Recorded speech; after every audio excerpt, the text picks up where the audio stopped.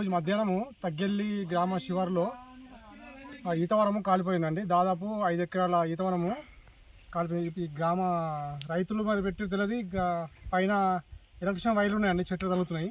మరి దానివల్ల అయిందో లేకుంటే రైతులు పంట పొలాలకు మంట పెట్టడం వల్ల అయిందో తెలియదు, కానీ దాదాపు 5 ఎకరాల ఈతవనం కలిపోయిందండి. ఒక 2 లక్షల రూపాయల ఆస్తి నష్టం జరిగినట్లు అంచనా వేసినాము. దీనికి కారణము ఎవరో గుర్తులేని వ్యక్తులు మంట పెట్టడం జరిగిందని నిర్ధారణకు వచ్చామండి. మా ఈతవనంలో ఎవరో ఏం కథ తెలియదు, అచానకు మంటలు ఆంటినాయి.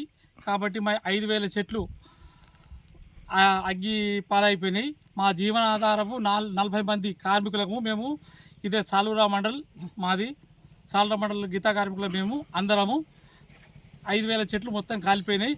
ప్రభుత్వం నుంచి ఏదైనా సహాయం చేయగలని మాకు విన్నపం, ఎమ్మెల్యే గారికి కానీ, సబ్ కలెక్టర్ కానీ, తహసీల్దార్కి కానీ మా విన్నపం చేస్తున్నాము.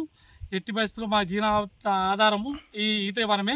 కాబట్టి మాకు ఈత చెట్లు మొత్తం 5,000 చెట్లు కాలిపోయినాయి. కాబట్టి ఆర్థిక సహాయం ఏదన్నా అందించగలని మా యొక్క విన్నపం చెప్పు.